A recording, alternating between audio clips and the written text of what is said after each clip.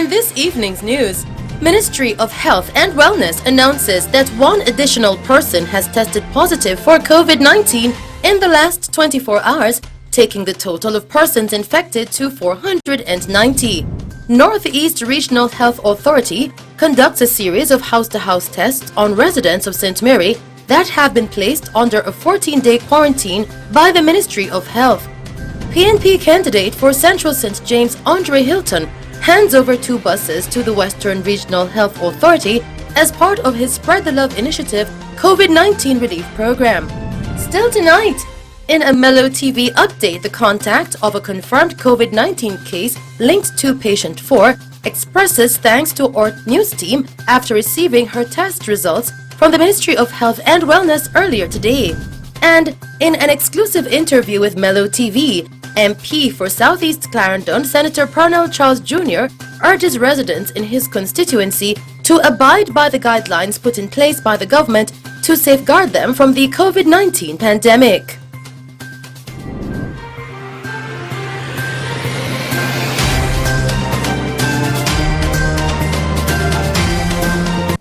Good evening. We begin with breaking news tonight as 3 men were shot shortly after 6 p.m. on Old Hope Road. 2 of the men died as a result of their injuries, and the 3rd man has been admitted to hospital in critical condition. In other breaking news, the Ministry of Health and Wellness announced this evening that 1 additional person tested positive for COVID-19 on the island in the last 24 hours, taking the total of persons infected to 490. In news from St. Mary, the Northeast Regional Health Authority is now conducting a series of house-to-house tests on residents in the communities in St. Mary that have been placed under a 14-day quarantine by the Ministry of Health. Since the beginning of the week, the health teams have visited 261 homes in Dover District that has a population of over 700 residents and has taken samples from 256 occupants. A team visited the Enfield community yesterday and conducted fever and respiratory tests on 37 residents there. The health authority says there are approximately 621 houses in Enfield with a population of over 2,700 persons. The health authority said it has not yet visited the Anata Bay area that is also under a quarantine, but the team will be conducting contact tracing and testing of taxi operators in Anata Bay and other affected areas over the course of the weekend. So far, the parish of St. Mary has accounted for 15 of Jamaica's 488 confirmed cases.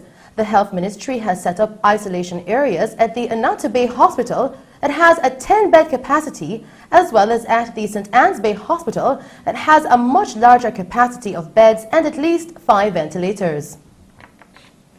Still making news tonight, the People's National Party, PNP's caretaker for Southeast St. Mary, Dr. Shane Alexis, is appealing to all private sector groups, charities, churches, as well as well-thinking Jamaicans to help the residents of St. Mary survive the 14-day quarantine placed on communities within the parish yesterday morning.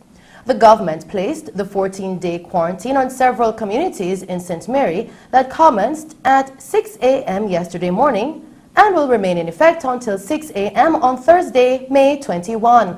The curfew has been placed on the Dover, Enfield, and Anata Bay communities in the parish.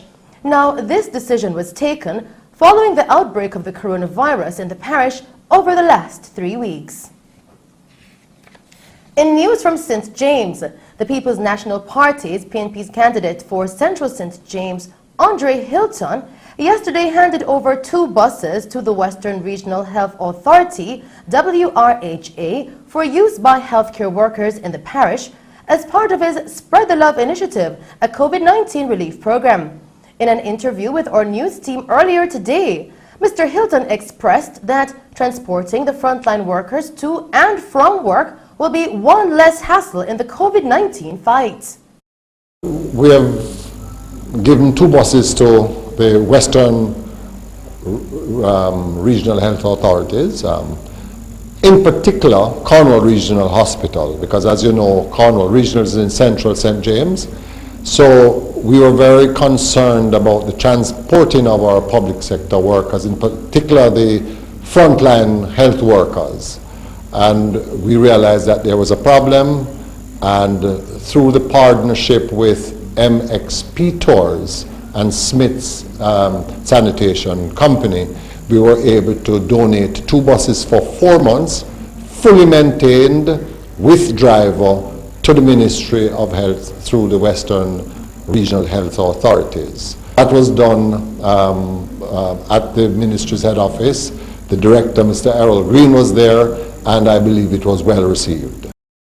Mr. Hilton further outlined his other initiatives in Central St. James, in addition to the Spread the Love initiative to support persons during the COVID-19 outbreak. One in particular is food. Persons are now saying, not even asking for money, but they want food. And so a great group of friends all across Jamaica, in particular some great friends from Central St. James, have come together to form the Spread Love initiative, which is about helping those less fortunate in our communities. So we have been doing, getting food from the private sector. We have been getting funding to purchase foods, doing food packages, toiletries, and just various things to try and help persons. We have old persons who are shut in. Our volunteers would help them if they want to get their prescription and so on. So it has been an outpouring of love from our constituents and friends across Jamaica. Yes? So therefore, I believe the Spread Love initiative is something that is needed at this time, and I want to thank all the persons, the constituents of Central St. James, who has just been a tremendous help to us at this time. Mr. Hilton also took time to urge residents to continue to look out for the elderly and to practice proper hygiene in order to safeguard themselves from COVID-19. It's a rough time for everyone. It is a really rough time, and my major concern, apart from the health of our persons, we ask our constituents to look out for the elders. Because, you know, persons, especially over 70 years old, are far more susceptible to this, to be affected by the COVID-19. So we ask our residents to look out for our elders, take care of them, make sure that they're secure, they're protected, their environment is clean. Our volunteers are also willing. Persons may want to pay bills, they don't want to come downtown. We will also help them in getting those things done. But more importantly, we make sure that they are properly, they have good, practice good hygiene, and they're healthy. So the food, we have been giving out a lot of food items to our shut-ins and the less fortunate in our community. And I appeal to Jamaican private sector to help us. If you wish, you can always contact us at andremhilton.com or call us at 345-5656. We need a lot of help to help our people because the need is real. In a Mello TV update, the contact of a confirmed COVID-19 case linked to patient 4 expressed thanks to her team after she received her test results from the Ministry of Health and Wellness earlier today. Here is what she had to say. Good afternoon to the Mello family. I just want to say a big thank you to you. I've called yesterday my COVID test that I did for 22 days now, and I got my result back today. The result come back negative, so I'm able to go back to work on Monday. So I just want to say a big thank you again to the Mello team. God bless. Following yesterday's broadcast, another COVID-19 patient called from a quarantine facility asking the health ministry to assist her to get her results after being hospitalized for over 3 weeks to date. Have been tested on April 15th, me and my daughter. However, I was called on April 20 and told that I was tested positive. And I was supposed to pack so that I can go to a hospital to be quarantined because I can't stay home. However, I did that, and on April 21st, I was I was being removed from my house, taken to the hospital where I'm still at this very moment. I've been here over like 2 weeks now, going to 3 weeks, and I was retested on April 28th, and I've been waiting on that result at this very moment, and I've been retested Wednesday gone. So now they have two samples for me to give me my result. I've called and asked them for my result. They say they don't see it. The doctor have called me and told me that she haven't received my result as yet. And from April 15, when me and my daughter did the test, I still haven't got my daughter's result either. And I just need to know what's going on, because at this moment my daughter needs me, because I'm the mother and the father in her life at this moment. I would like to really go home back so that I can go back to work and work so that I can provide for my daughter. In other news, Minister of Local Government and Member of Parliament for Western Kingston, Desmond McKenzie, is offering a $300,000 reward for information leading to the arrest of persons behind the shooting deaths of 15-year-old Nyron Taylor and 8-year-old Toya Brown in the area on Wednesday. Mr. McKenzie stated that he is grappling with mixed emotions and is very heartbroken over the killings, adding that as their Member of Parliament, he will be doing everything that he can at this time, such as undertaking the funeral expenses and associated matters. Still making Mello TV news, Minister of National Security Dr. HORACE CHANG announced that the police have taken a suspect into custody in connection with the murder of 15-year-old Nyron Taylor from Tivoli Gardens and 8-year-old Toya Brown from Denham Town. According to the Security Minister, the identity of the accused is being withheld pending further investigations, but he was nabbed by members of the security forces. He added that the accused was found in possession of an illegal firearm at the time of the arrest in Denham Town. In other news tonight, the Jamaica Defense Force JDF says it is aware of the allegations that members of the force were involved in an incident that resulted in the injuring of a teenager in Majestic Gardens on Sunday, April 26, and of other allegations of soldiers directing persons found breaching curfew orders to perform particular acts as apparent corrective measures. The JDF says internal investigations regarding all the allegations are ongoing, and the JDF reiterates its commitment to securing the country and protecting our people. The force headquarters has consistently asserted the unequivocal unacceptability of the members of the force misusing their authority by subjecting any member of the population to any form of abuse. The JDF says it is committed to ensuring that strong corrective measures are applied in any case where soldiers are found to perpetrate, facilitate, allow, or fail to report acts of abuse. Meanwhile, the Jamaica Defense Force, JDF, along with the Ministry of Education, Youth and Information, and Community Safety and Security Branch of Kingston Western Police Division, the Jamaica Social Investment Fund, and the Jamaica Alumni Association of High Schools have partnered to distribute worksheets to parents and students in Western Kingston communities who are unable to access online classes and contents. The JDF says the worksheets were issued for grades 4 through to grades 10. The initiative took place at various locations, including Denham Town Restorative Justice Center, the Charlie Smith High School, and the Andrew Primary School. Still making Mello TV news, the Judiciary of Jamaica wishes to advise members of the public of additional changes to its operations in light of COVID-19 restrictions that remain in place across the island. All hearings in the Home Circuit Court Division of the Gun Court, the High Court Division of the Gun Court, and the Western Regional Gun Court are suspended from May 11 to May 29. All sittings are expected to resume on June 1.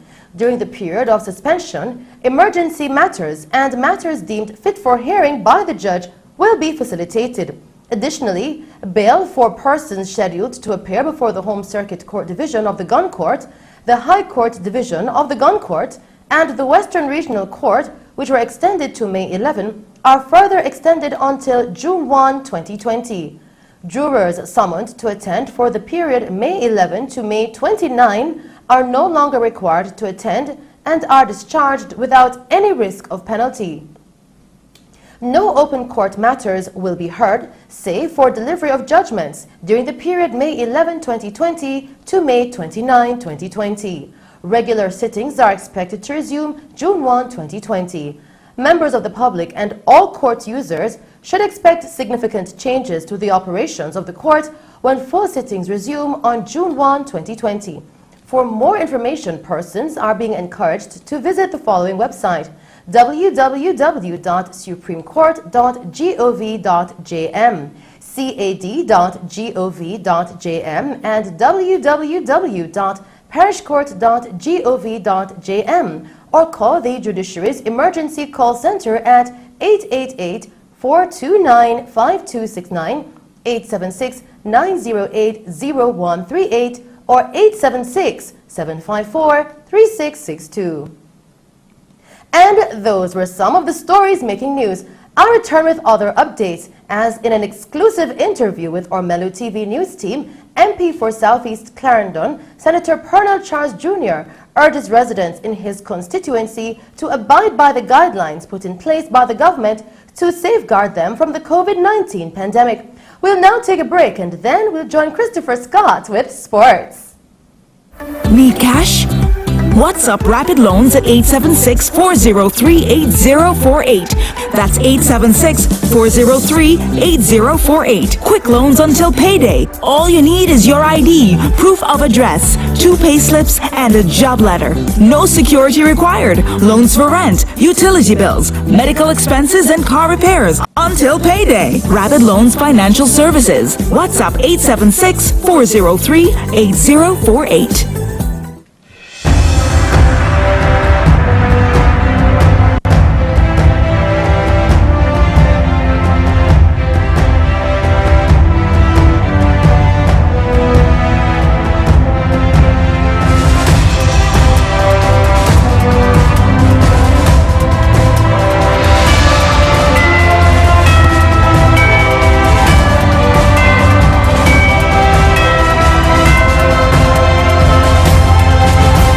We start Mello TV Sports with horse racing, as Supreme Ventures Racing and Entertainment Limited have opened the main track at Caymanas Park for 2 additional days, Friday and Saturday, starting today. The promoters of local horse racing had earlier scaled down operations at the park to 4 days, Mondays to Thursdays, due to the coronavirus pandemic. Now, the addition of 2 days, the promoters say, is a sign of good faith, pending the outcome of discussions with all stakeholders in the horse racing industry. Meanwhile, stakeholders in the racing industry and government have set out a memorandum of understanding on the possible restart of live racing at the park. Now, this could happen as early as next month. Sporting events on the island have been on hold due to the COVID-19 crisis. Should racing return in the short term, it will possibly be without spectators, in keeping with government guidelines and the restriction on gatherings at various events. We bowl over to cricket news now. Jamaicans Shane Thomas and Rovman Powell are among 3 players who have had their stories documented in film by the Caribbean Premier League, the CPL. Guyanese player Kimo Paul is the 3rd subject. In each film, players travel back to their hometowns and meet the people who helped them become the cricketers they are today. Superstars the likes of Christopher Henry Gale, Andre Russell, and Shoaib Malik also give their thoughts on the players. In his feature, Thomas visits the site of his brother's murder, talks about how this impacted on his life, and how he overcame this to become an international cricketer. While Rovman Powell takes fans to meet his mother, who raised him and his sister all on her own, sometimes working 3 jobs to give him the start he needed to excel in cricket. On to some football news now. The South Korean K-League kicked off today as viewers around the world got an idea of what football will look like in the coronavirus age. The stands were empty, bar a few officials and the South Korean manager, all wearing masks. On the benches, the substitutes wore masks, and so did most of the coaches and the fourth official. On the pitch, there were no masks, but handshakes were banned, although players did bump fists at the end, and players were not allowed to spit or talk at close proximity to each other. The atmosphere was surreal with silence for most of the game, apart from the players shouting. There was the occasional spell of crowd noise piped in, and the final whistle was met by deafening silence. The game itself, however, ended in a 1-0 win for champions Jeonbuk Motors over club holders Suwon Blue Wings. Now, with the Bundesliga returning next weekend and the Premier League hoping to be back next month, this was a glimpse into what the normal looks like. Football lawmakers have announced today that clubs will allow 5 substitutions per match in competitions which start and finish before the end of 2020 as the latest step to get the sport up and running during the coronavirus crisis. FIFA had proposed the temporary amendment from the usual 3 subs to ensure the restart of football was easier on players, with the game suspended since mid-March and the likelihood of more matches in a short period to allow league campaigns to finish as soon as possible. As well as various domestic competitions, some clubs in these competitions have European commitments this season. Manchester City could play up to 19 matches this campaign due to their involvement in the FA Cup and the UEFA Champions League. Over in Italy, Juventus could have up to 20 matches should they progress past Olympique Lyon in the Champions League, given they still have 12 matches left in Serie A. To reduce disruption in matches, each team will have a maximum of 3 opportunities to make the substitutions. They may also be made at halftime. Real Madrid's players have all tested negative for the coronavirus, clearing the way for a return to training. Now, the squad underwent coronavirus testing at their training ground on Wednesday, alongside coach and French legend Zinedine Zidane, his assistants, and other key staff. The results mean there will be no absentees when Madrid begin individual training sessions on Monday as a first step towards a return to action in La Liga. From Monday, players will arrive already wearing training gear, go directly to their assigned pitch, and begin individual exercises set out in advance by coaching staff, maintaining social distancing at all times. Meanwhile, Barcelona trained today for the first time in nearly 2 months as the team held their first individual sessions as part of the league's 4-phase plan to return to action after measures to halt the coronavirus were eased. Barca tested all their players for coronavirus on Wednesday, and the captain Lionel Messi was seen among the other players on the training complex conducting individual dribbling and running exercises. Players will start training in small groups within the next 2 weeks and progress to full training before resuming matches, which La Liga says it hopes to start up again by June, although it has yet to confirm dates for fixtures. Barcelona lead the La Liga standings with 11 matches to go and hold a 2-point lead over Real Madrid. Finally, in the sports news tonight, the 2020 Volleyball Nations League has been cancelled amid the global COVID-19 pandemic. The VNL 2020 was slated to begin on May 19 for the women's competition and May 22 for the men's event. However, the sport's global governing body, the FIVB, explained that the annual tournament has had to be cancelled this year due to the pandemic and its impact on host cities being able to deliver safe, accessible, and high-quality competitions. Last year, edition of the VNL featured 16 of the world's best competitions competing. Now, Russia took first place in the men's finals in Chicago, and the United States took top spot in the women's division in Nanjing, China. Now, to end tonight's sports package, we take a look at the play of the night. The man Piotr Zielinski's goal for Napoli versus Inter Milan.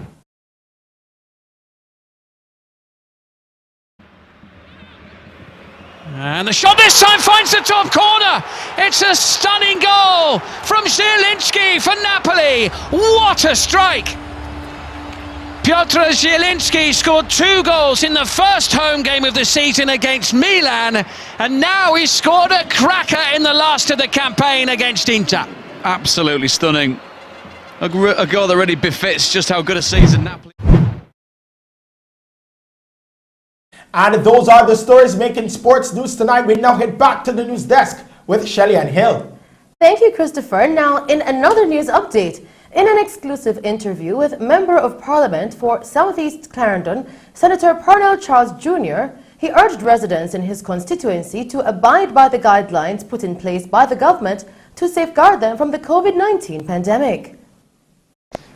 We do have some community members who insist on gathering and enjoying football or doing a number of things which perhaps don't fall within the guidelines that have been presented by government. And so we encourage them to, we understand because it's difficult, but we encourage them to stick by the guidelines, and we try to use every opportunity to reaffirm that the guidelines from government are there to protect you, not to frustrate you, but to protect you in the long run.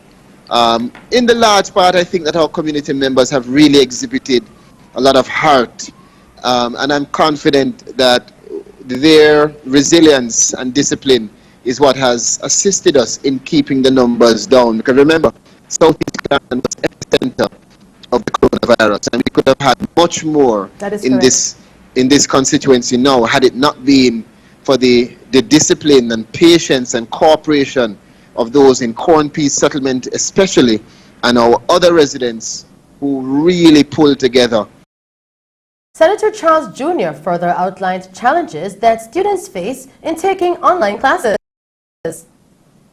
And I don't know if everyone understands how challenging it is for some of the students who are trying their best to do the work, but they are in areas that even if they have the computer, they don't have internet access. And even if they could pay to put the access on their phone, the signal is bad. And where they have internet access, they may not have adequate devices. So there are a myriad of challenges that students are facing, and we're trying to assist them as best as possible. I've had a meeting with the Universal Service Fund last week to see how we can work together to try to get devices and internet access points into the constituency. I know that they've reached out to some of the service providers. I also know the Prime Minister had spoken to it and the Minister in relation to that area. And I'm hearing also from the Ministry of Education that there is a lot of work being done or going to be done with Ready TV and other stakeholders to try to expand the access points across Jamaica, particularly rural Jamaica. So for us, in Southeast Clarendon, we have 4 divisions: Mineral Heights, Rocky Point, Palmer's Cross, and Hayes. And in every single division, we have challenges with internet access.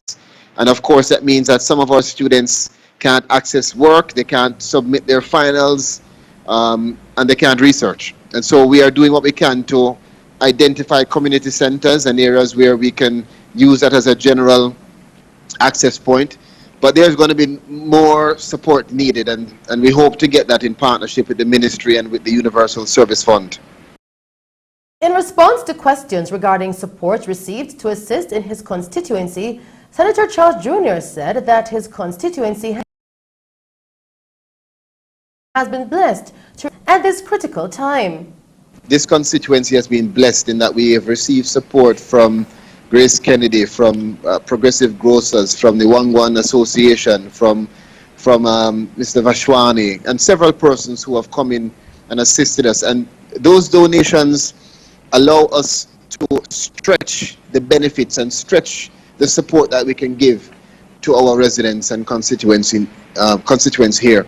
What we have done is, because we know that it is not going to be sufficient for everyone, we put in place a priority list, and we try to start with those persons who are elderly and alone, and then to give support to persons who have any underlying issues, single mothers, and other persons who form part of the most vulnerable category.